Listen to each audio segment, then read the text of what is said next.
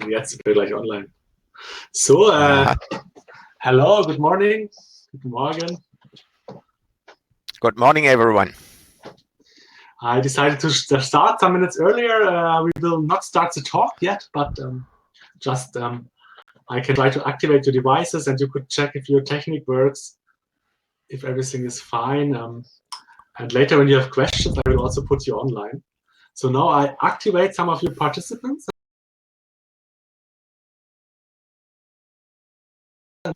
Yeah. Good morning, Martin. Good morning. Can you hear me? Well and Hey, clear. good morning. Yes, very well. Good morning, Mr. Hoffmann. Nice to meet you. Hi. Martin.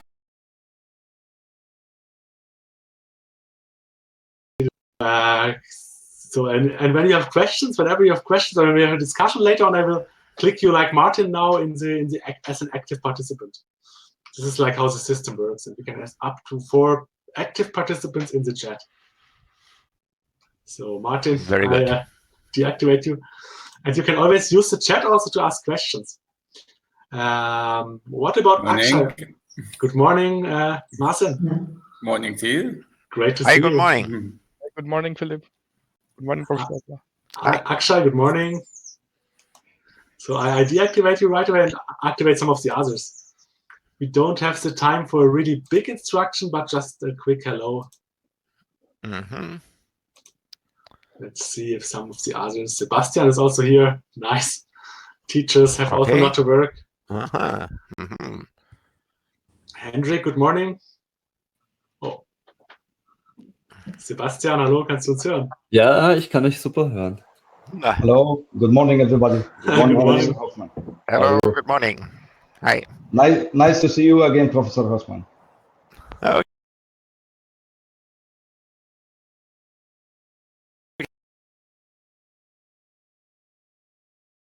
Yeah, yes. Okay. So you would just like to have now an update to the earlier ideas we had. Yeah. Good. Thank you. Pleasure to meet you. Thank you. So, okay, I try to thank you, Michelle, for being with us. Andrea, what is about you? Make Hendrik. Sebastian, I also make you deactivate you and. Good morning. Hi, Good morning. Hello.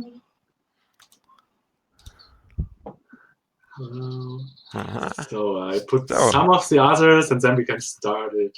Just that you see how this works. Johanna Benken is also here, from your course also.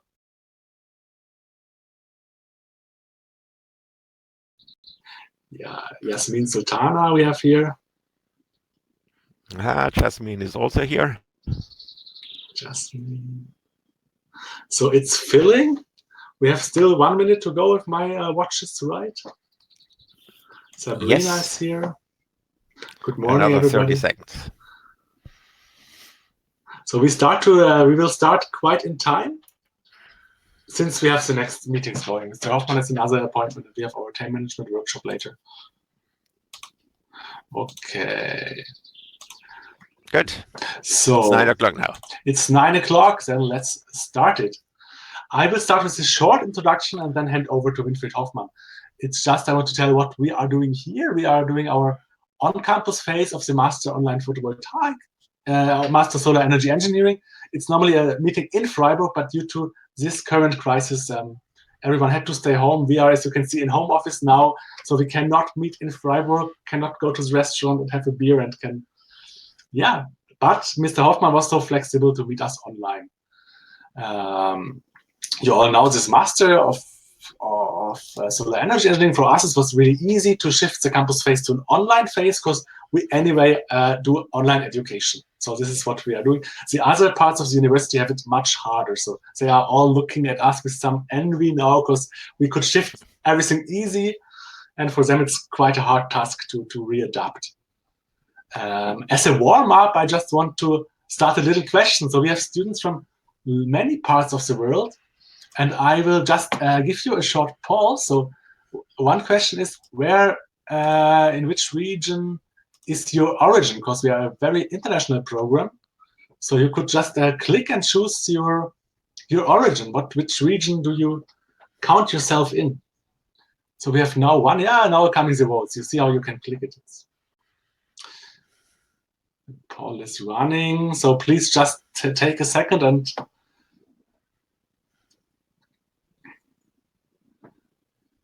okay, so we had yesterday a talk where we have been really international with people from 4 continents joining. Yeah. It seems now you can see the results. Yeah, this is since we are really European-centered today. Obviously. Okay, so Middle East, North Africa, a third. Okay, South Asia. So yeah, and without further ado, these are some pictures of our campus phase. I would hand over to Mr. Hoffmann, who is professor in our program, who has been in the PV industry ever since there was a PV industry, I think. And yeah, thanks for being here with us in these times, Mr. Hoffmann, and please, you have the voice. Thank you, Philip, so much for the introduction. And by the way, I'm what you call a lecturer. I am not a professor, so that is very important to note. And it is my pleasure after, this is the 8th year, as we just discussed, Philip, where I make this lecture. And it's my pleasure to welcome you all to this summary at the campus phase. And of course, I would have loved yesterday evening to have a nice glass of wine in the Freiburg region. So that is something which can't be done with online, obviously.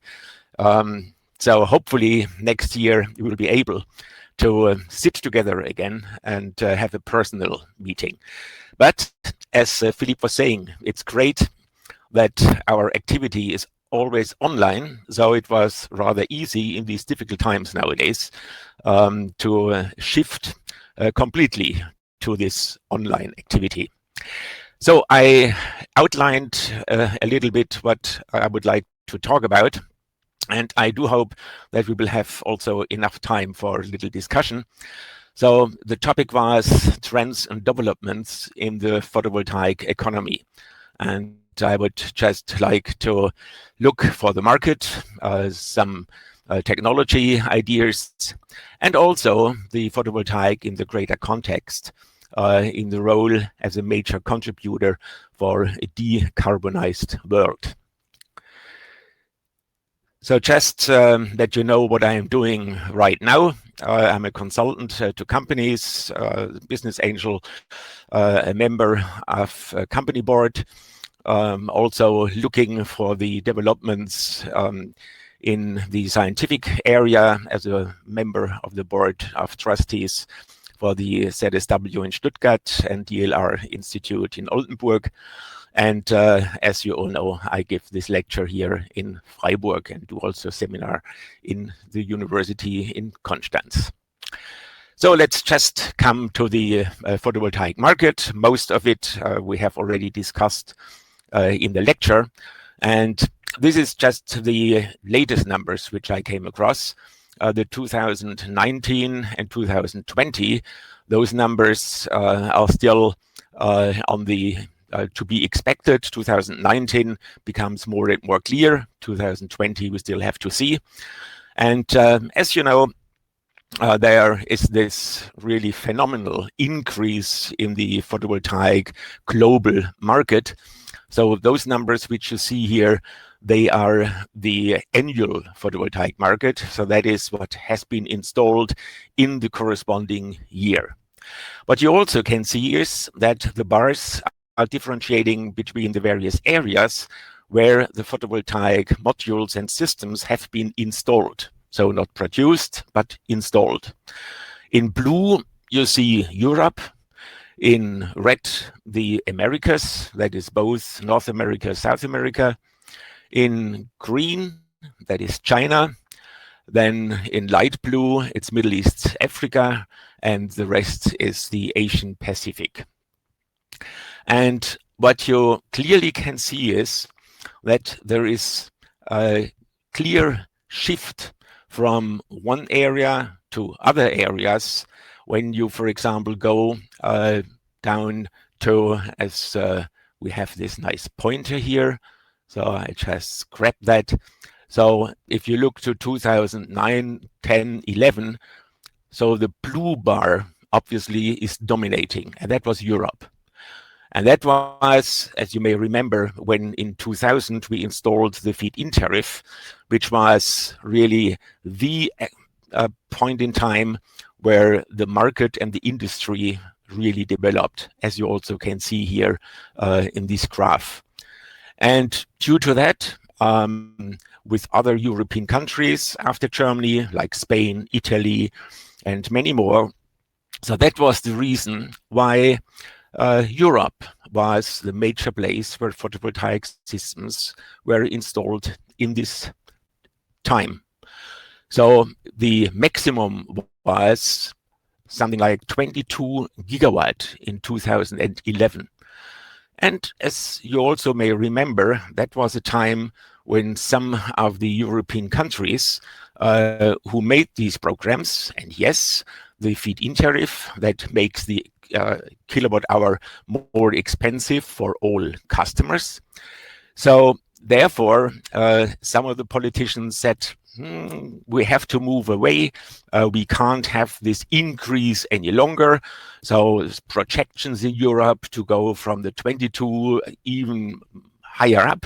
So that ended, as you can see, and it went dramatically down, with all the consequences also for the European industry, because if you don't have any longer a home market, then you have real problems. And what you also can see is that new areas developed very quickly. And just one is very noticeable, and that is China. As you can see, China was not present in 2011 at all, but then increased dramatically. What was the reason? Because the Chinese industry, they started in the early years in the 2000s to increase their production volume to serve the nice markets here in Europe. All of a sudden then the European market decreased. And so therefore, what to do with all the capacities in China? And therefore, China introduced, like in Germany, a feed-in tariff. And that made the Chinese market to grow very, very quickly to numbers up to 50 gigawatts a year. So having said that, looking to the next chart, that shows you that in the past, we really had difficulties to make predictions for a further development. Like what I said here, in this time scale, 2010-11, it was 80% of the global market, Europe.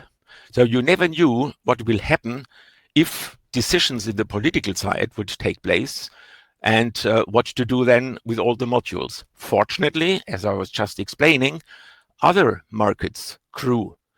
And then in the 2016-17 area, so that is where you had the predominance of more than 50% of the global market being China. Now, this is always a very vulnerable global market.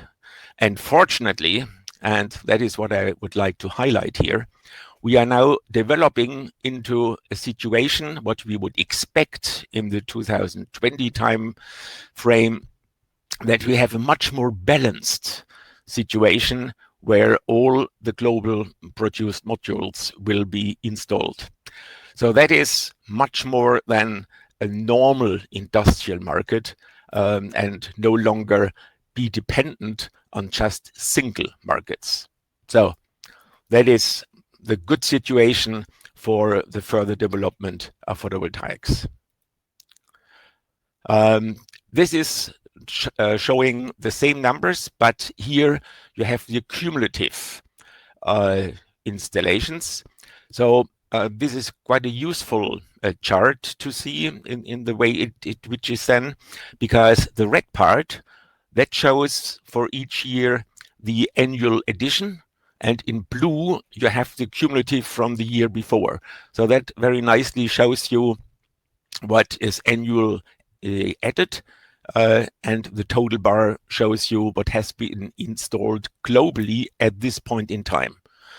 So what you can see here in 2020, we are expecting something like 750 gigawatt of photovoltaic to be installed.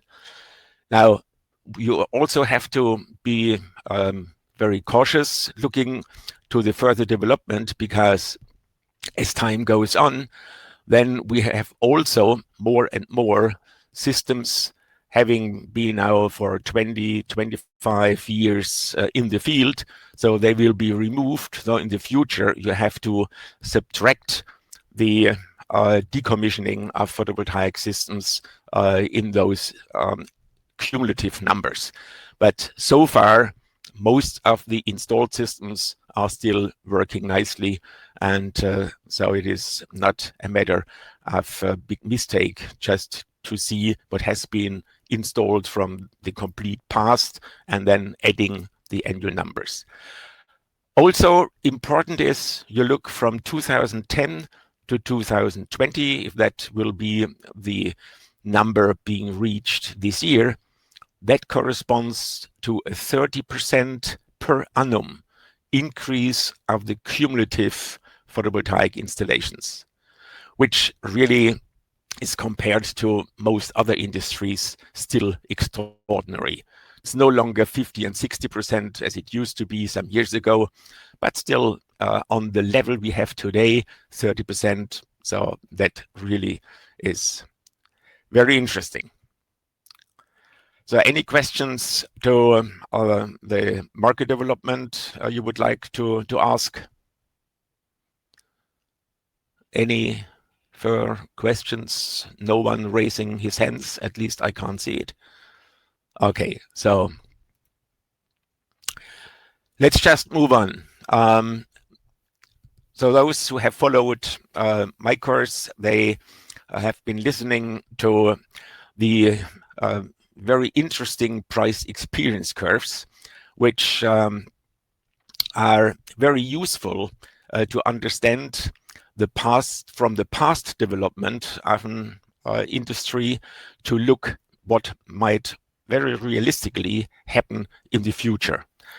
And so this slide shows you for various products such a price experience curve. So the nature of such curves is you are plotting both logarithmic in the logarithm scale, the cumulative volume. So very important, that is the cumulative volume which I was just showing before for photovoltaics.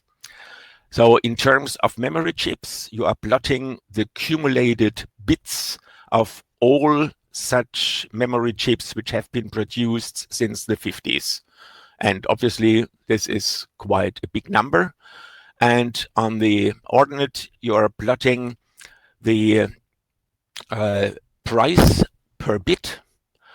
And if you do then the graph, you can see from the straight line that for every doubling of the cumulative volume, you are decreasing the price sold on the marketplace by a constant 40%.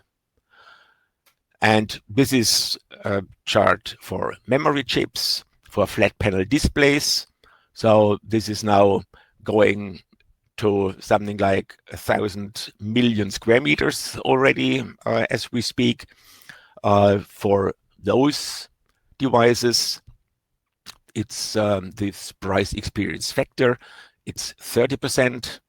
If you go to modules, as you can see, the price per watt over the cumulated watt installed. So that is showing a 22% change by every doubling. And also batteries, that chart I did 5 years ago when most people would not believe that it will continue that way. But it does. And if you look to the expectations from the car industry, so the famous 100 euro per kilowatt hour for a battery, they will be definitely reached in the scale of cumulative production as seen here.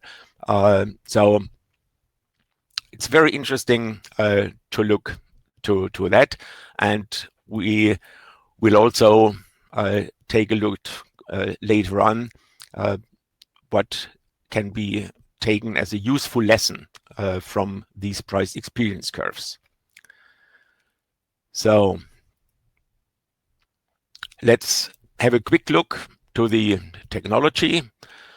So here I have plotted the efficiency for solar modules on the ordinate versus the time. And as you may remember, we had the first modules in the 1950s, 60s for space percent for small modules. And for the terrestrial, so this was the old architecture for a solar cell. So you have the crystalline silicon and just full contact at the back, and typically titanium oxide as an anti-reflective coating, no passivation. And if these architectures would still live today, we would only see a module efficiency around 10%. Well, fortunately, as we all know, things are developing. So you replace the titanium oxide by silicon nitride, and also different conditions how to produce that. And that immediately gives you a better passivation, at least on the front side. And that increased the efficiency for the solar modules in global production to a rough number of about 17–18% module efficiency. So fortunately, development in institutes went further. So these are the passivated emitter rare contact cells, also being very intensively developed at the Fraunhofer Institute here in Freiburg and in many other places globally. And that gives now a boost to efficiencies in the range of 22–23%. That is what you can buy nowadays from the shelf as high efficiency modules. Even more efficient are then the back contacted solar cells, heterojunction solar cells. That gives another boost to about 26–27% possible. Now, would that be the end? Of course not. And that is what is just happening nowadays. On top of your high efficient silicon solar cell, you make a first thin film solar cell, for example, perovskites at the moment, which is also very intensively looked at all the global institutes. This would be a two-junction device, and the efficiency would then go up to something like 30–32–33%. That would be a two-junction. And in the future, for sure, you will also have ideas to put another thin film solar cell on top, which would then be a three-junction, which would boost efficiency levels to about 40%. And well, the interesting thing is, and that was nicely also pointed out by Martin Green in the last PVSec, at the end of the day, when you have 3 and even more junction solar cells, more and more, you don't need the crystalline silicon as a base, and possibly you could then have all the 3–4 junctions in thin film on large areas and an end. So the interesting point here for technology development, where we are just here at the moment, that shows you that there is still a lot to be developed in the coming 10, 20, 30 years. That is important to realize when people nowadays would tell you, well, after the 50 years development of solar cells, aren't we at the end of this technology? You can definitely tell them, no, we are just in the middle of the technological possibilities, and there is a vast possibilities still to be further developed in terms of module efficiencies going to 40% and maybe even a few more.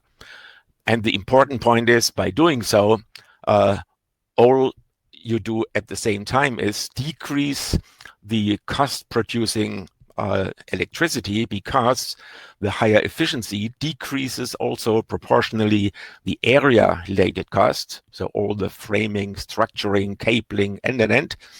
So, and that gives you a good handle to decrease further the levelized cost of electricity. So, good prospects for the future, and I can only invite you to participate in this very interesting race for the coming years. So, any question from you guys? No? Interesting. But you are still all here, right? Or give us questions, people. This is really the top expert here, and just let us know. Don't be shy. Yeah. So now, obviously, anyone is agreeing to that curve without any further question behind. Interesting. So Napoleon, please ask you your question. Okay. Now comes the question. Napoleon. What about the cost of production is one question. So the cost of production, you can just postpone it to the one of the next slides I have, because that is what I looked very much in detail with a colleague of mine last year for the PVSEC, and I will explain that in one of the coming charts, going back to the typical price experience curve. So I will come to that in a few moments. Okay, thank you. Hi, Vinay. Hi. This was Vinay's question, actually. Now we have one question from Napoleon. He maybe has no microphone, but could you explain a bit more about passivation? It's a very technical question.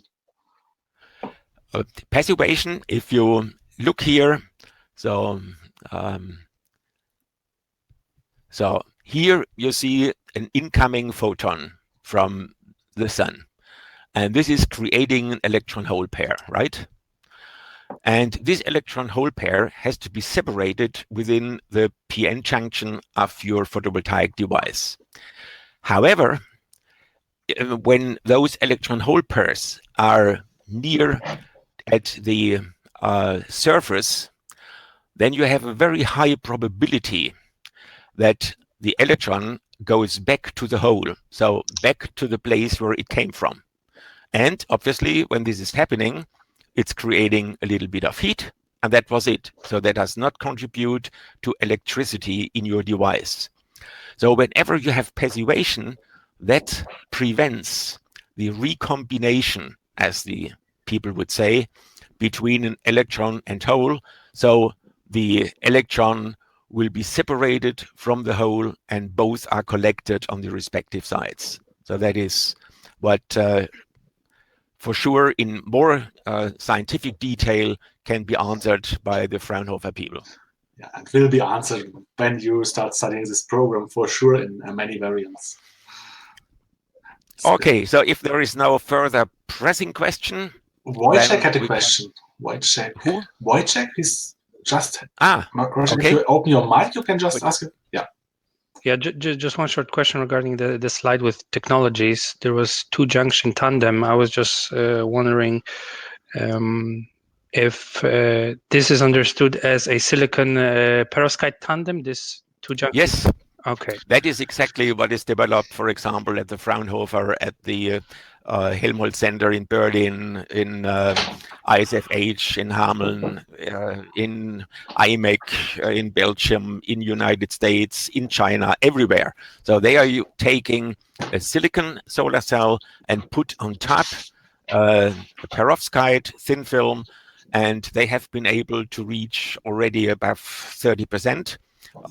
So it remains now to be seen whether that can be put into a stable production. And the important point is that this two-junction device has a higher efficiency compared to the best ever seen for a single-junction silicon solar cell, which is in the range of 26%. Okay. So and that is the important part. Yeah. And then for the three junction tandem, the The third layer is also perovskite, or are there some other ideas? To my knowledge, such a three-junction that is not in place yet. And you have then a band gap tailoring in your thin film devices, so you can use different ones. But this is exactly now a topic where just the researchers are now looking into more detail. So such three-junction devices, they are in place, but only for the gallium arsenide 3,5-based solar cells for this space. So they have already 4-junction devices with efficiencies 45%. But this is space and gallium arsenide, so those materials, they are not useful for terrestrial applications where you would like to produce many millions of square meters. Those materials would be just too expensive. Okay, thanks. Thanks so much for the question. That's the youngest one now. Yeah, I closed them. Very good. So let's just move on now. So just to summarize what I already mentioned, the major contributors to the levelized cost of electricity. So how is that influenced? Well, of course, it's influenced by the module price in euro per watt. And that can be understood in the further development by the price experience curve, which I was just showing earlier. The same is happening for inverters. They also, as a technical device, they have a price experience curve. Then the balance of systems, BOS, which is the cabling, mounting. This is the area-related cost I was talking about earlier. And that is very very much influenced by the efficiency of your solar module. The same is true for installation, because if 2 workers can install half of the area with the same power output, quite obviously, the installation cost is just half. And that, again, adds to the decrease of levelized cost. Then, very important, it makes a difference whether you put a module in not so sunny Germany, where we have about 1,000 kilowatt hours per kilowatt, or you do it in south of Spain, where you have 1,600, so 50–60% more, or you go to North Africa, where you have, or in Arabia, where you have more than 2,000, so more than 2 times what you have in Germany. However, you always have to keep in mind when you install such a system in whatever area, you have to finance the investment. And this is the weighted average of cost of capital, where you can look in the financial books what that is for the various countries. So just as a rough number, in Germany, the interest is for this weighted average cost of capital is in the range of 3–4%. It can easily go up to 6–7% in not so in regions where financing becomes more expensive, and very often the increase in insulation is going proportional to the increase in financing, so that sometimes you would have, at the end of the day, in a sunny region, the same price per kilowatt hour, although the sunshine is much better. Otherwise, as I was just explaining, your capital costs, what you have to pay for, becomes also more expensive. So that is a point which is very often overlooked. And then, yes, it's also the quality of your materials, not only the quality of your module, but also the module, the cost, the quality of cabling, of the mounting structure, and an end. Because if there's wind coming and blowing your modules away from the mounting structure, obviously your total system has a problem. And otherwise it should stay for 25 years in a stable situation. So quality is also a very important point by calculating this levelized cost of electricity. And just to give you a rough idea for the cost split, which I put here, so the total cost of a system that is photovoltaic modules approaching 45%, the balance of system about 17%, the photovoltaic inverter 8%, and the installation another almost 30%. So that is the split of the investment cost for a photovoltaic system today. And for sure, the proportion for the module will further decrease because the installation and the balance of system, so that will not be so quickly decreasing as, for example, the price experience curve driven prices for these technical products like inverters and photovoltaic modules. So that is important to remember when looking to the future. Now, the question was asked, what about the further cost decrease, which we would expect? So I asked myself exactly the same question 1.5 years ago. And together with an old colleague of mine, Axel Metz, so we looked what is the cost structure as of today. So, and we differentiated it for silicon, so that the base material for making the wafer, then the wafer add-on cost, then the cell add-on, what you have to do to come from a wafer to a cell, and then you put the cell into a module, and that is then the module add-on cost. So the individual numbers which you see here in cent per watt, so that is what you have nowadays in a big manufacturing plant, and the colors, they show you what is depreciation. So that is the investment cost for the machines, the maintenance, the energy, the labor part, materials, and this is here the silicon. And we analyzed specific parameters for these issues here and look then what will be the further development. So as you can see here, the different materials which are purchased from the market. So just to give you an example, you need aluminum or silver pastes for making the contacts. So you are buying that material in dollar per kilogram. And like the price experience curve for modules, these prices which you have to pay as a manufacturer, they follow also price experience curves. The same is true when you go then for making modules. You need glass, you need encapsulation material.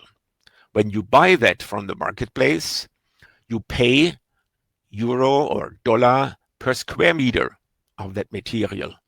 And again, the further development of the price, what you have to pay for these materials, they again follow price experience curves. The same is true for the frame around the module, for the cables. Here you are paying dollar per meter of that. Or junction boxes, diodes, and things like that, that is paid in dollar per unit. And all these prices, so they follow price experience curves, which I was explaining before. And they all have typical price experience factors.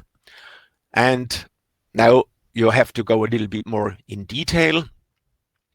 And you can group the various price experience curves and the products behind according to whether it's mainly material dominated or whether it's more technical dominated. For example, so the silver paste, that is definitely something where you can expect a higher price experience factor compared to glass. So glass per square meter, that is already produced in big plants. So the further decrease in price is making the glass thinner. That always takes a lot of more efforts, and at the moment, thinner glass, it's sometimes even more expensive than thicker ones. So you have still to go a long way until you get those prices really decreasing for these material dominated materials or frames, which is nowadays aluminum. Well, you can't expect that aluminum will be getting cheaper in the next years. So that is what is behind the considerations. And also there are cost parameters which are not based on materials. And these are also influenced by technology learning, which makes a change of this parameter in percent by cumulative doubling of the respective step. So we tried to combine all these various cost parameters, as you can see here, technology learning, and if you multiply that, that in total gives you then the total cost for your photovoltaic module, if you do all the parameters which I was showing before. And if you do that, then you have the cost development, and we plot that in production volume cumulated. And here the production cost for, and this is the polysilicon, this here is the wafer cost in blue, this here is the cell cost, module cost, and once you have a total cost, then you have to add a certain margin as a production company in order to survive. And that gives you then, based on these cost considerations I was just explaining, a clue what you will expect as a further price development. So ex-works price and wholesale price, even 5-6% more. Looking to the cumulated production volume, you may remember from what I just showed you before, today we are in 2020 expecting something like 700 gigawatt. So 700 gigawatt, that's 0.7 terawatt, obviously. So this line here shows where, but that was 2018, so a little bit further is 2020 expected. And that would then be the expectation based on a very differentiated cost analysis, what I was just showing before.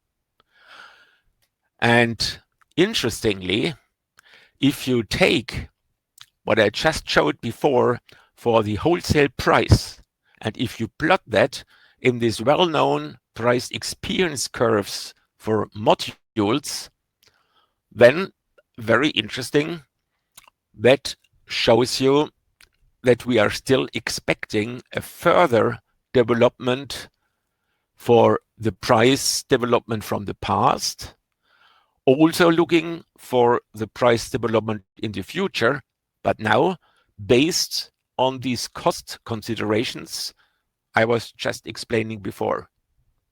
So I think that was a very nice exercise and also answers the question which was just asked before.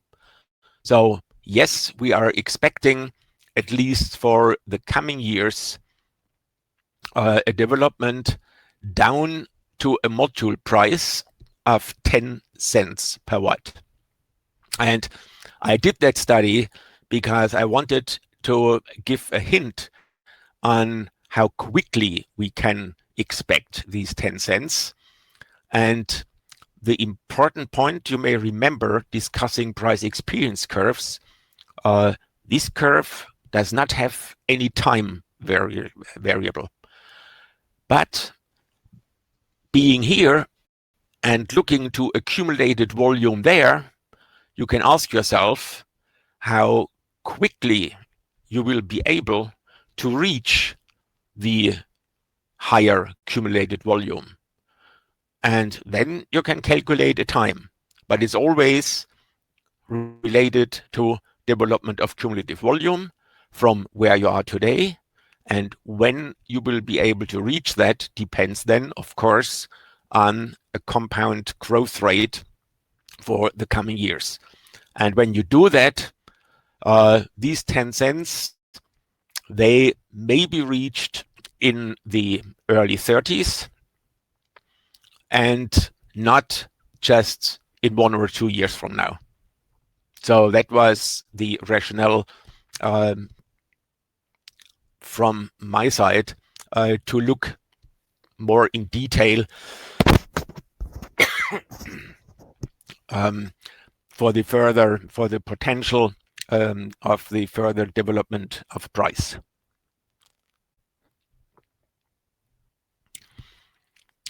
So, any questions to this excursion to further price development based on cost?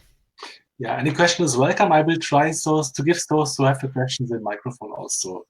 So Sabrina has a question. I will try to activate you now, Sabrina, then you should be able to ask it. Or you can use the chat box, no one has to open his devices, of course. And every question is welcome, as Winfried told. We are here to answer your question. Good morning, Sabrina. Good morning. Hello. Hi. Yes. Hello.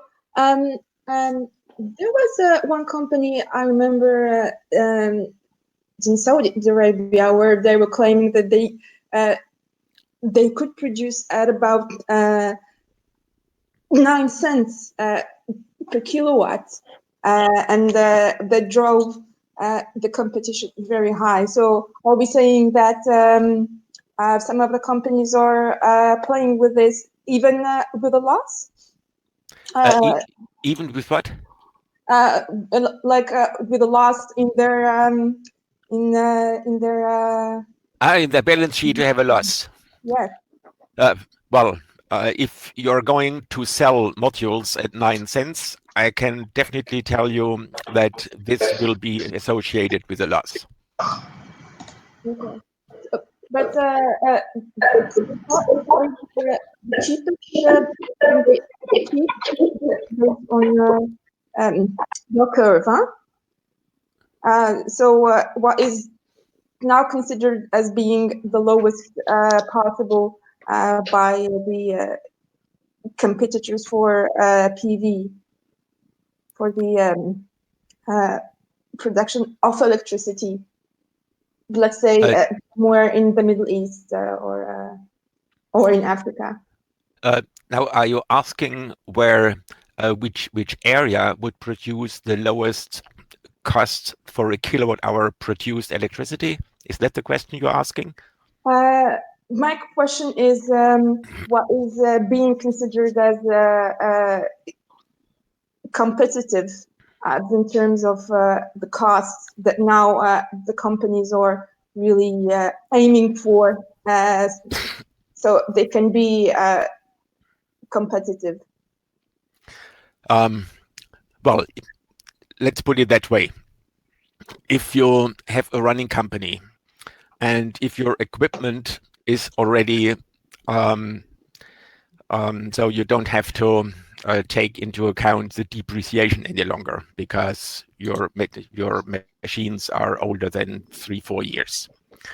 And if you have some special contracts for some expensive materials, then you might be able to produce a module and sell it with a very low margin, even down to 17, 18 cents a watt.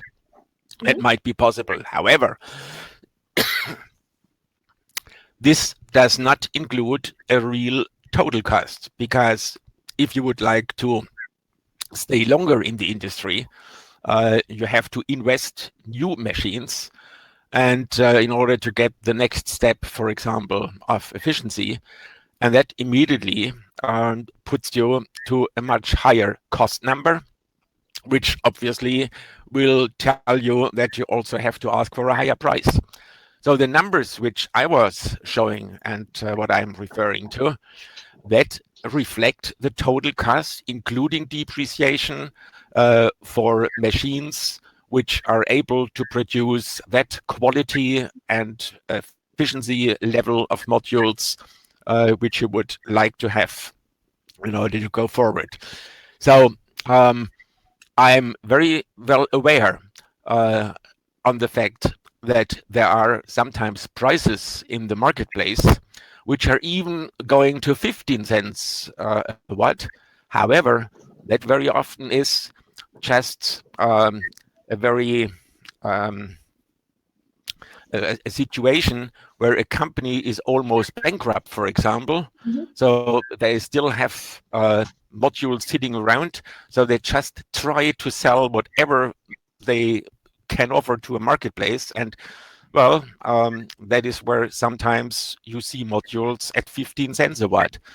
Now, those who are buying those modules, they should not be surprised that if after 3, 4, 5 years, if they have a problem with these modules, most probably that company is no longer around. And I could show you and tell you about larger systems which have been installed, for example, in Europe 5 years ago, where people would like to utilize the very nice feed-in tariff. So that was the time when there was a very high demand for that. So people bought modules at the lowest possible prices because they got the same feed-in tariff compared to others who paid good quality stuff. And there are quite a number of systems which have been really fallen apart in the last 2-3 years, because there was a product which tried to be very cheap, and very often that has then dramatic consequences. Unfortunately, those people who have bought it at a cheap price 7 years ago, for example, they are not willing to tell that publicly, because they would have to admit that they looked in those days just for a cheap product. No surprise that you might have then a big problem. So therefore, talking about prices in the marketplace, you not only have to look for the real total cost and all the ingredients to make a cost and price calculation, what I was just saying, taking into account good quality materials, taking into account the depreciation and the end. If you do that, then I stay with what I said with those numbers. Yeah. If you look for other products which are in the market, I know that, but then I would warn anyone to really go for that. So therefore, it's not an easy question to be easily answered. Okay, thank you very much. Thank you, Sabrina, You're for the welcome. question. So there's another question by Napoleon. Yep. Now you could Hi. try. Can you hear me now? Well and Yes, clear. very well. Yes, I was having issues the last 2 days. I have a question regarding the role of recycling. I see this is all considering but from where are coming the materials? Are you considering if it's cheaper, if the materials are coming from expired or old panels, or maybe the silicon is coming from computers which are already, motherboards, whatever. So what is the role of recycling to reduce the prices of to make new panels? Very good question. Very good question. But first of all, we should all products should try to go towards this cycle economy. So there is no question for that. And whenever you make nowadays a module or an inverter, you should always take into account how easy it should be at the end of its life, which fortunately for those who are buying it is typically 25 years and longer, as you may know. So a module, if it's a quality module, that lasts 30 years. So I have on my roof those modules, they were installed in 93. So they are pretty old now, and they are working very fine even after now 27 years. So therefore, recycling becomes important for the circular economy as a total. However, not necessarily the recycled material is not necessarily cheaper than material which you would produce in a new plant. Just to make an example, obviously it is an effort to dismantle a module in order to look for the silicon solar cell and then scrap all of the added on to make a cell out of the silicon, and then to extract the silicon and remelt it. On the other hand, you have now 50,000 tons per year production facilities for polysilicon, producing those polysilicon which gives you in a wafer the best prospect of a high efficiency. So when you compare the price per kilogram of silicon, which you got from a recycling, compared to such a modern production plant, most probably the recycled material at the end of the day, in the case of silicon, may be more expensive. That may not be the case for materials like silver. So silver, which you perhaps could more easily take away from the solar cells, and that might be then per kilogram cheaper as buying a new silver. So yes, in general, recycling should be integrated in all the device manufacturing. Whether it's more expensive or less expensive compared to new materials remains to be seen. But as a whole, you would only make then recycling, unfortunately, if the total of goods sold are then making a profit compared to getting the materials from the normal marketplace. And the other point, what I was just saying is, as the lifetime for modules is typically in the range of 30 years, it takes a good time. So if you look back 30 years from today, so that was 1990, well, all those modules produced in 1990, which you would now to recycle, would only make a few percent of after the growth of our market is now being needed.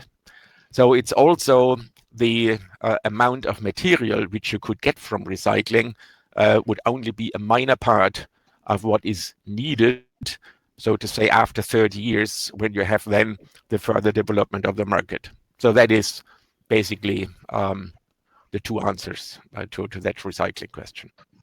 Okay, great. Thank you very much. Thank you for the question. Okay, I think there's no other questions, so please.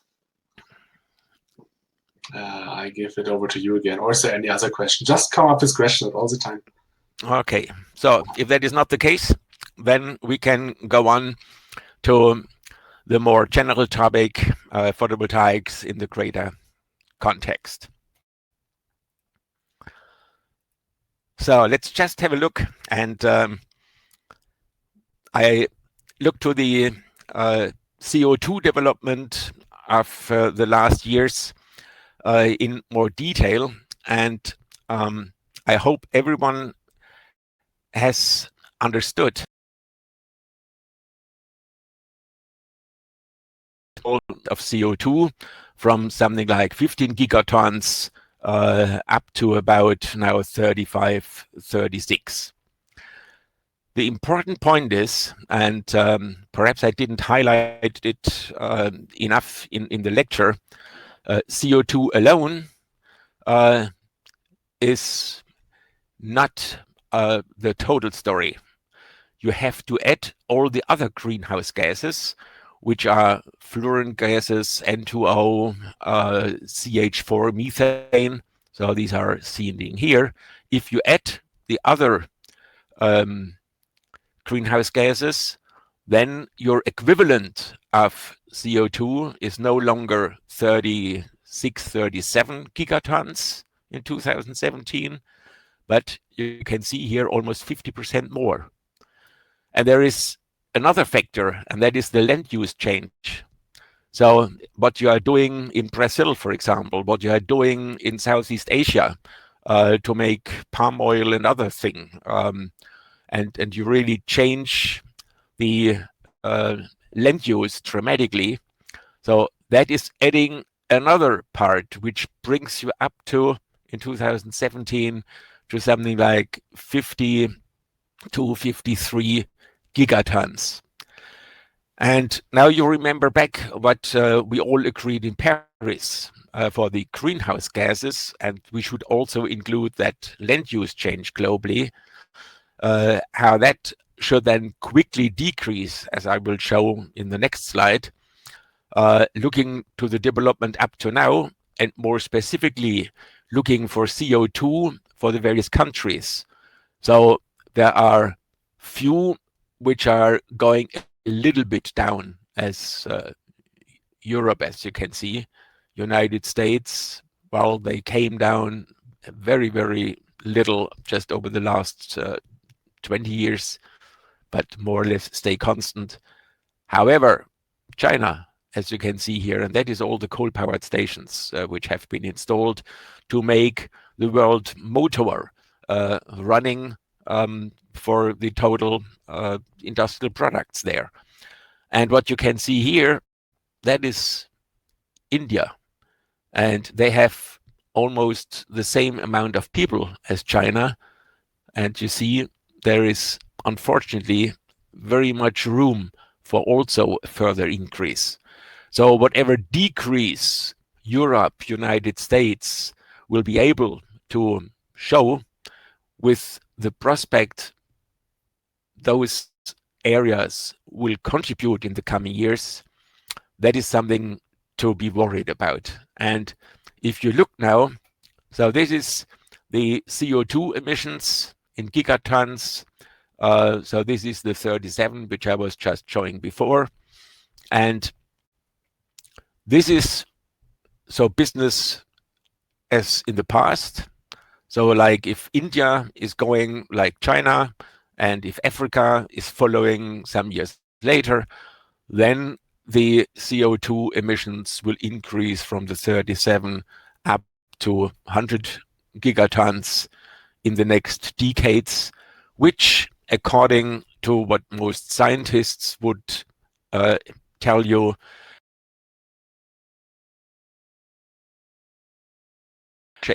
to 5 degrees centigrade. And that is what was agreed in Paris, that this should not happen, because we already see today, not only in places very far away, but also in Europe. And I was just reading a couple of days ago the predictions here in Germany. So we are expecting again more 40 and more degrees centigrade days in Germany compared to last year. And I can tell you, in the past 20, 30, 40 years ago, such temperature days above 40 was very, very seldom. But now it's more or less in the summer, obviously becoming normal. So that is what you would like to have, as you can see here, to go to the 2 degrees centigrade curve. Now, if I look back to what I was just showing here, so where we are here, how quickly they can go down, how the increase in India, and what the potential increase in Africa will then be. So this makes me a little bit worrying whether we will, with the measures being taken at the moment and with the development seeing, that this blue curve will be then reached realistically. So, and this does not even include then the other greenhouse gases and the land use change, as I was just showing before. So, therefore, we have to do our utmost to really make a change. And I was just explaining before to Philippe. So if I look to our crisis, what we see globally at the moment with the coronavirus, well, that was happening very quickly. And the measures being taken, for example, by United States. So they just put aside $1.2 billion. So 1,200,000 billion. You always have to be aware. Germany, a billion is something else. That's a Milliarde. In German is a billion in United States. So what has been reserved in terms of money to combat the coronavirus is remarkable. Also, Europe has now put aside 750 billion euro in order to combat that. And other regions are doing similar steps to help the industry, to help the individuals and an end. And if you would only do half or a part of that for this, what I was showing here, to combat, we would be a much better step forward. And there's a nice comparison, which is not from me, but I was reading it some time ago. So if you put a frog into a bottle with hot water, the frog will jump out immediately. So that is the situation with the virus. It's happening quickly and the reactions are fast. However, if you take the frog in cold water and then you heat up slowly the water, the frog will still sit in the water when it's boiling and it's dead. And this is what I would equate with the situation.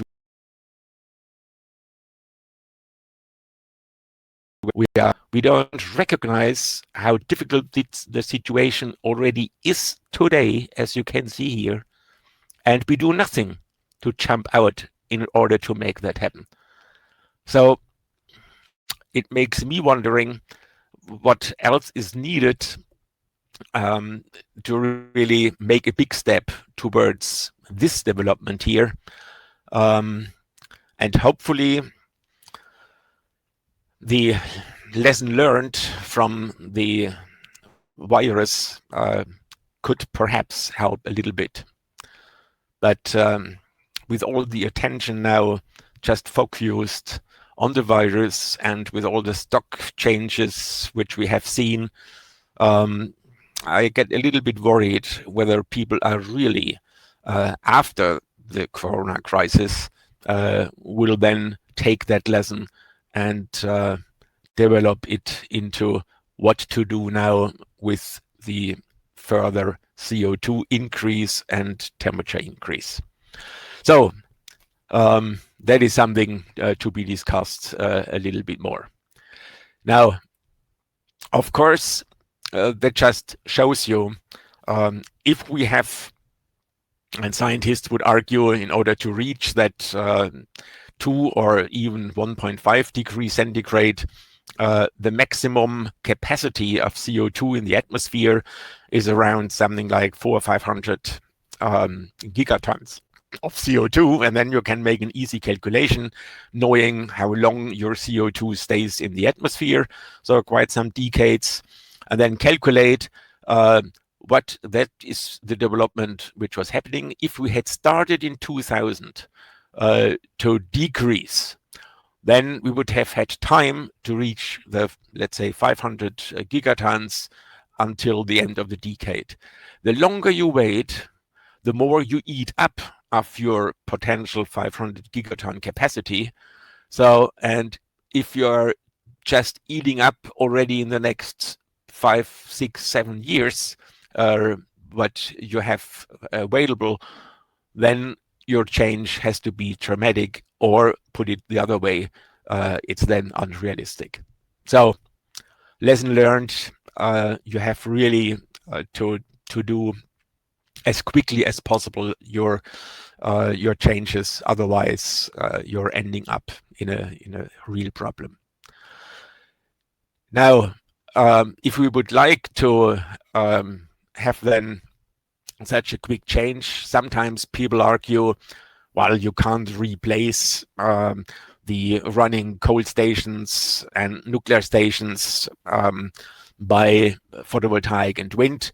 And so it's always very useful to look back what, for example, the International Energy Agency, what they projected starting in 2006 for the cumulative photovoltaic installations. You remember, cumulative, we are now this year approaching the 700 gigawatt, so that is on that scale somewhere here.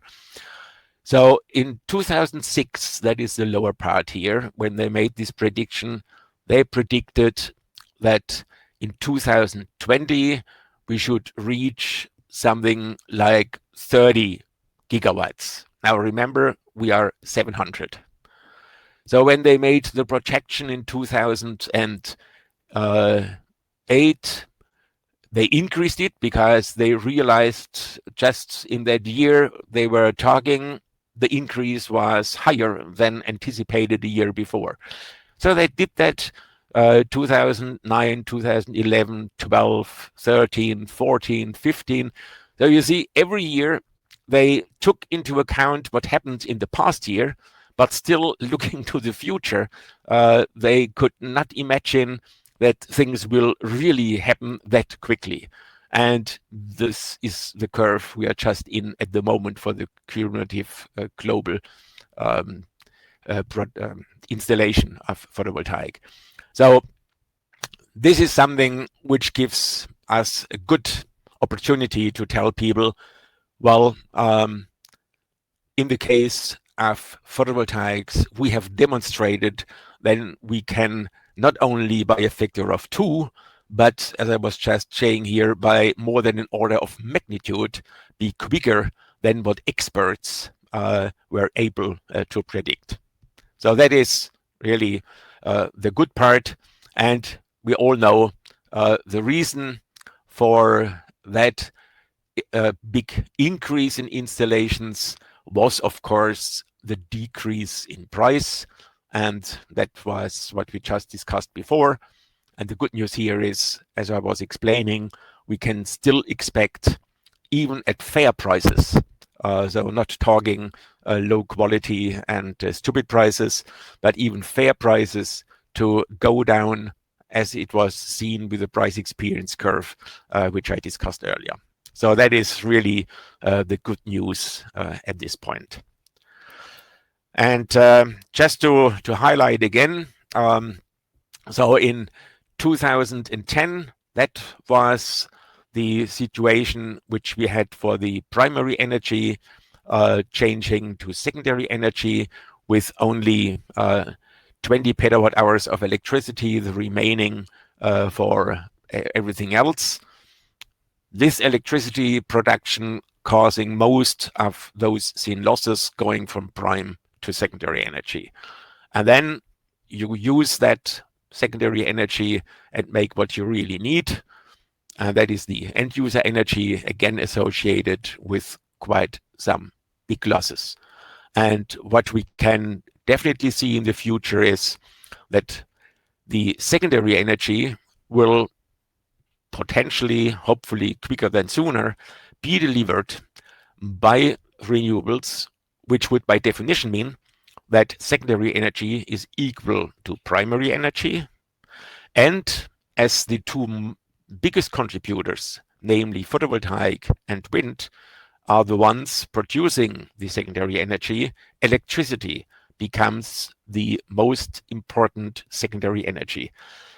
I highlight that because even in Germany, the running politicians would argue that in the next years, the 600 terawatt hours Germany is using will decrease. That is just nonsense. It will definitely increase, as I will show you in a moment. And at the same time, and that is important also, and we looked in the lecture for that, the energy efficiency coming from secondary energy to what you actually need. That is that is important. And just the example of LED versus the old incandescent light, where you have an efficiency factor in this case of something like at least 7 or 10. Going to an electric car makes it efficiency-wise better by a factor of 2 to 3, if your electricity, of course, comes from renewables, otherwise not. So this is where we can go into the future, even if we allow all of the 10 billion people in the next 5 decades to have the same quality of life as we have here in Northern Europe or United States. So this is the big potential change possible. We have the technology. Let's see what we can make out of it as quickly as possible. So this is just then the same picture in comparison 2015, 2050, what I just highlighted. So you may remember what are the renewable energy supplies. So if you have the technical potential, the sustainable potential, quite important. So 90% is associated with solar being photovoltaics, concentrated solar thermal. And then you have 9% wind. And that 1% is all the others: tide and wave, biomass, geothermal, hydro. And so if realistically you would then look for the 150 petawatt hours which we need in the future, compared to the 3,100 petawatt hours sustainable potential available, then in order to make use in Iceland, for example, to use geothermal a bit more, and others. So you may increase the percentage split here a little bit, roughly 20% all the rest, 20% wind and 60% solar. That is what I would expect, a realistic look into the future. And then just some reference to what oil companies, for example, like BP, projected in the past. So very similar to the International Energy Agency I was discussing before. And I was just reading a few days ago, exciting news, 12th of March, there is, since a couple of weeks, a new CEO of BP, Bernard Looney. And he gave, in my point of view, a bold statement in saying that BP will be net zero for all its operations, oil and gas production, in the 2050. So that is quite a bold statement. They would like to have a 50% cut of carbon in products BP sells in 2050. So quite obviously, that tells you that the selling of oil and gas is definitely less than half of what they are doing today. And also a big cut in methane emissions on all operations, as this is an important part, as methane is something like a factor of 20 more effective than CO2. So therefore, as many of the oil operations are associated with methane emissions, so that is also a bold statement. So things are happening also with the old oil companies. And I know from Shell, they are also looking quite in detail into renewables field and looking for shifting their selling products also into this new range.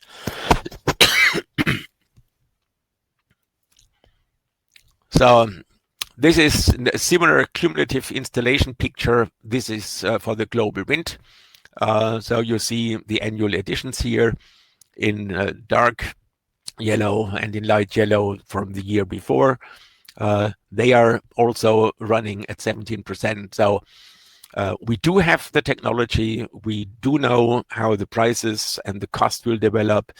So we could go towards this decarbonization with photovoltaic and wind plus battery, of course, just if we would like to do so. Also quite interesting. So based on energy output, so wind and solar in this year will outperform the global nuclear fleet. And you can look here to the numbers. So the nuclear today, they are producing 2.5 petawatt hours. Wind this year, most probably 1.5. Solar PV 1.1 as you add it up. And then we are really this year outperforming the global nuclear fleet. If you had said 20 years ago such a statement, you would have been declared stupid and be idealistic, not knowing any accounting procedures and whatever. So that is quite an interesting move. And here I have summarized, if you take a lifetime of 25 years for modules and you make your future growth, as I was explaining, then if you go up to the 25 terawatt, then you would need a 1.5 terawatt production. While today we are at 100, so it's a factor of 15 more. Is that possible? Definitely. If you multiply the 25 by a factor of 2 to 3, what I could also imagine, then you would be in a range of 3 to 4 terawatt, which, to my understanding, in the next 2-3 decades could be done in terms of materials, in terms of machines, and also in terms of money needed for that. So that is then the importance to understand for the balance between wind and solar, or I should not say between. So the balance which you need in order to make a good balance throughout the year, depending on where you are. So in Germany, for example, it is well known that this is here the photovoltaic output for the 12 months, summer most, winter least. That is very known. Wind is just the opposite.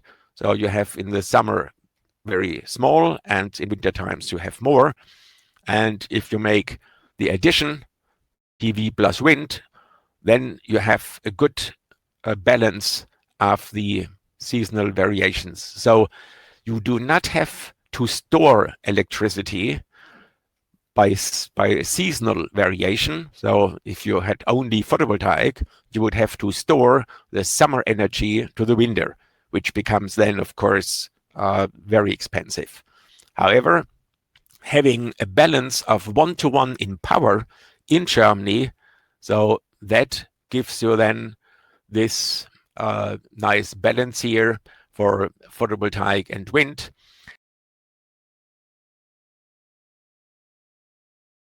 northern example or others, there you have more wind and less sun, so you would install more wind. If you go to all southern regions where you have more PV, and if you go to the equator, then you have almost no seasonal variation throughout the year. So you would basically install a lot of photovoltaic there.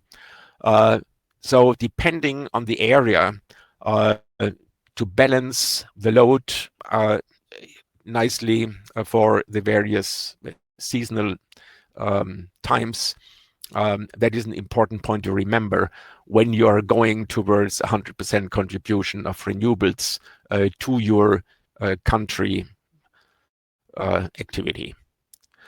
And just to make a concrete example for wind and PV in Germany. So I was just saying before, in the past, we used 600 terawatt hours with renewables. You could do that with 200 gigawatt wind, which would produce in Germany 400 terawatt hours, and 250 gigawatt PV, 650. The additional 50 are needed in order to put the electricity into batteries and take them back from the batteries, and also to include losses associated with power to gas and things like that. So you have to add a little bit more capacity in order to meet the annual demand. Now, most probably, these numbers will increase at least to 300 gigawatt wind, 350 gigawatt PV to serve also the mobility sector. So that by just looking how many terawatt hours equivalent of oil, then you replace that by electric and battery and electric and power to gas, then you would need that. And if you have e-fuels for aviation and ships and also the chemical industry, if you add up all these additional needs and assume an efficiency increase by on total 1.3, those 600 terawatt hours here, they will most probably in 30-40 years, if we only look for photovoltaic wind and storage, about 1,000 terawatt hours, so 1 petawatt hour. Now, I just give you a nice example how that fits into the prospect what I said before, that all the people on the global area should be served in a similar way. So the global population in, let's say, 30, 40 years is in the range of 10 billion. So we put that at 100%. So in Germany, the less than 80 million are then corresponding to 0.8%. So if we have in wind and solar 1 petawatt hour to serve almost all the needs, as I was just explaining, and if we equate that with 0.8%, we can ask ourselves, what is then the 100% of renewable energy globally? Would be 125. Now, you may remember we asked for about 150 petawatt hours globally. So that is a nice proof that obviously all these ideas, which I was showing to you at the moment, are not out of the range. And as always, I am not looking for 10, 20%. I always look for a factor of 2. So, and that is even better than a factor of 2, as you could just see here. So, what else do we have? The last 2 pictures, and those who have followed my course, they know that. That is a very nice picture by Tony Seba, and you can look it up into YouTube, and I can only recommend it to you. So in 1900, the Fifth Avenue in New York, that was a picture taken, and the question being asked, where is the car? And if you look in more detail, you see behind all the carriages here, you see 1 car. And only 13 years later, you see the same Fifth Avenue, and now you ask yourself, where is the horse? And you only see cars running. So that shows you that within only 13 years, a dramatic change can happen, which was never anticipated in those days by those guys who had horses and carriages.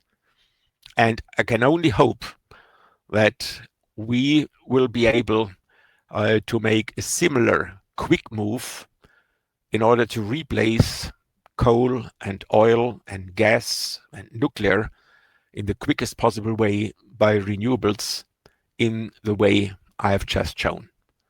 And some of you that is, so to say, almost the last slide. So if you have the coincidence of several complementary breakthrough technologies, so breakthrough technologies, semiconductors for big data, optoelectronics, batteries for electricity storage. So that makes it possible to have e-mobility and autonomous driving. Then you add photovoltaics and wind. That offers you 100% renewable energy for transport and all other needs. So, and if these things are happening at the same time, then I'm pretty sure we will have a potentially fast penetration for the 100% renewable. And so this is still a book which I can recommend. I can add also, by the way, an updated version, a shorter article which I was writing for a Springer book. So I will ask Philip to put that into the forum so that you can have a look to that. So having said that, it's 10:30 now. So last questions to what we discussed here. So another maximum 10 minutes, and that's fine. Thank you, Winfried. You put the time on the spot. So we have the next meetings going, as you said, but we have 10 minutes for question and answers. In the meanwhile, we got a cartoon from one of the participants, which is underlining your comment. I try to load it. And everyone can please ask questions. We have one first question in the chat from Hendrik. I also try to put Hendrik. It seems not to load. Yes, now we have it.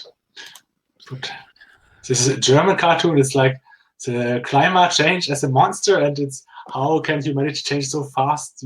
It's doings. How are you doing this coronavirus? Yeah. So yeah, that's a good cartoon. I like it. I sent it to you later. So Hendrik, you had a question here. You have the mic now. And all right, thank you. Thank you very much for the interesting presentation. Really appreciate it.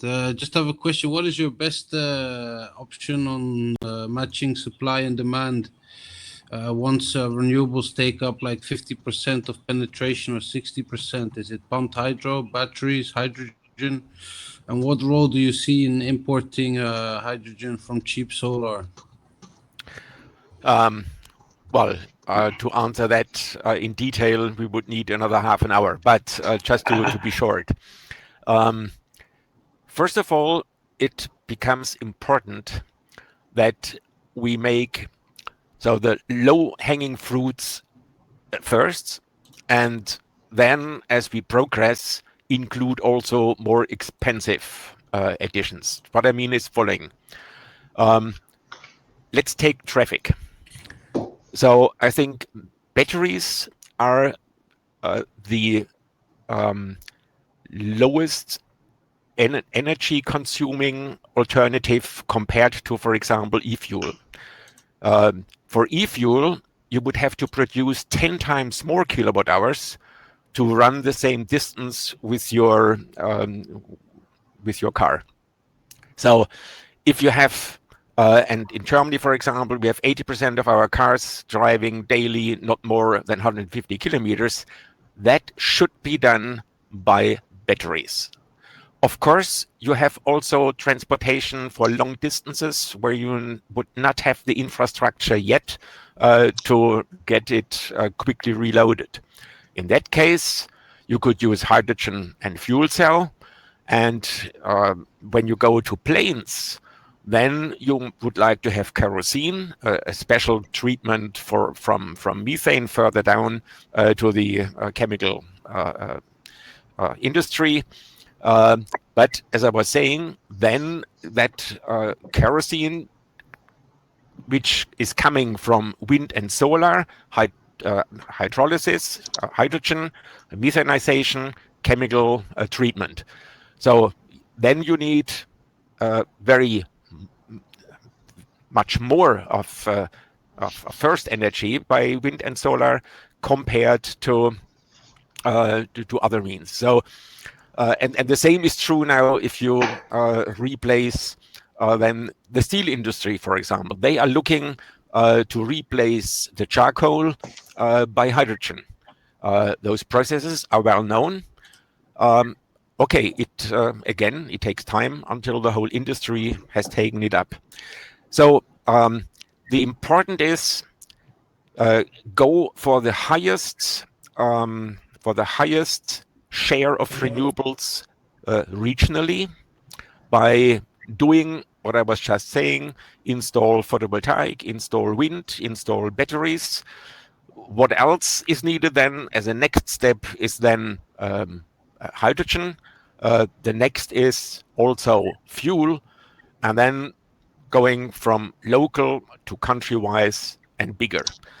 And your question, what can be done in, for example, LNG produced from solar and wind in other areas and transported to regions like North America or Europe. That at the end of the day is then just a question of what does it cost per whatever you need. And so whenever you can do it locally, do so. And if you have a good possibility to add then with the already installed infrastructure, so in Germany, for example, we do have places where you can unload liquefied natural gas and put it into our network of pipelines, which can be used. Is that possible all over Africa? No, there you are better off in order to really look for the quickest possible local way.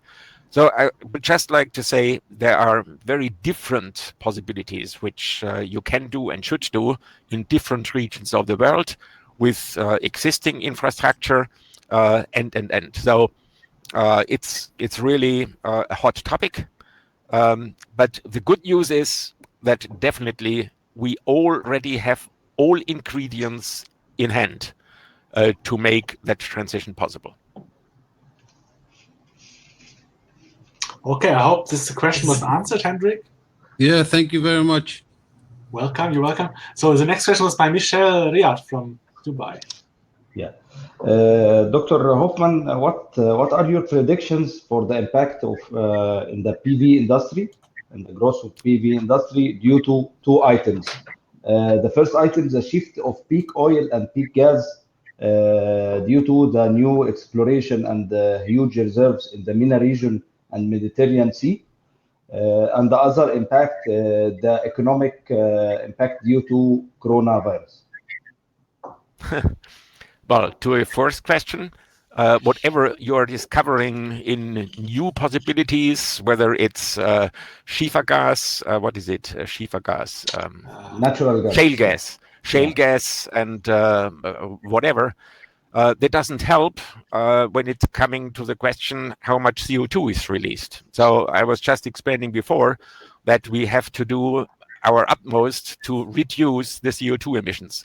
So any new findings do not help to do that. So that is the first part. And the second is whatever new finding you have, it will be more expensive than new wind and solar. And that is the basic point why I'm so convinced nowadays, more than any more in my past, that photovoltaic wind will take over, because today it's cheaper, full stop. So today in your country, there are PPAs around 2 cents per kilowatt hour. 2 cents per kilowatt hour cannot be reached by any other means, full stop. And because of the financial situation and the financial competitiveness of wind and solar today, that is why I'm not worried about new findings of shale gas and whatever. They will just not make it.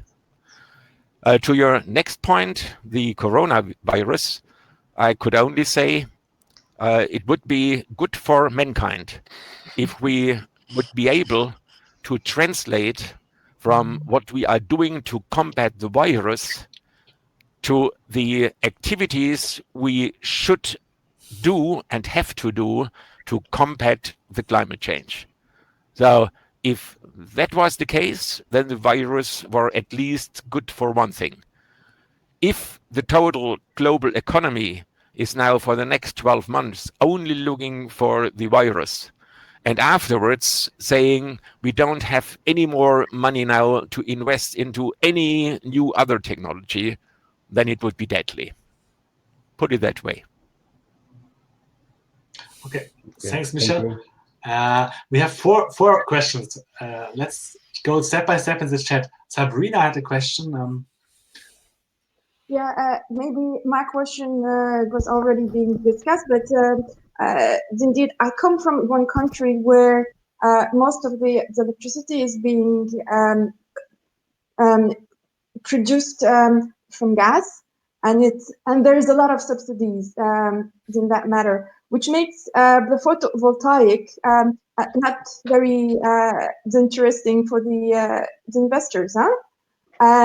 So in a way, the feed-in tariff will not also be supporting it in a way because of the low price of electricity. So how? So this is very different from the rest of the world and with Europe. So how are we dealing with this in other countries? Because obviously we cannot say that all of the countries have the same policy as Germany or Europe in that matter. Sabrina, very important. I just mentioned the power purchase agreements, which nowadays are available in Germany, in other European countries, also in Southeast Asia and in many other places. A PPA has no longer any feed-in tariff. It is a contract which is signed by a company installing a PV system or a wind system and offering it at a price which he will get for 20 years without any subsidy, And the 2 cents I was referring, they are in Arabia. We have less than 4 cents here in Germany for photovoltaic in Germany, and that is without any subsidy. And this is the cheapest way to produce a kilowatt hour. So it is no longer what is still in the heads of most people, that photovoltaic is only working in places where you have nice support schemes and feed-in tariffs. No, it is not. So it is the cheapest way without any subsidy. And you are referring to an important point. Still, in most countries, for various reasons, they do have support schemes for nuclear, for gas, for coal, in order to support the people socially. So many arguments. And of course, if you then have to compete against such subsidized old forms without a subsidy in the new one, then you have a problem, yes. But if you have a level playing field, no subsidy, photovoltaic and wind is today the cheapest way to produce electricity. Yes, indeed. Thanks a lot. Yeah. So thanks.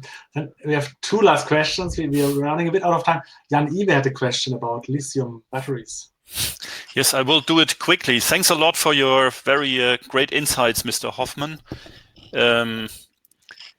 You showed that most secondary energy will be electricity. And then I'm asking myself, is that really sustainable regarding the whole infrastructure you need there, and mainly batteries, which I learned are not so sustainable or environment friendly nowadays? Okay.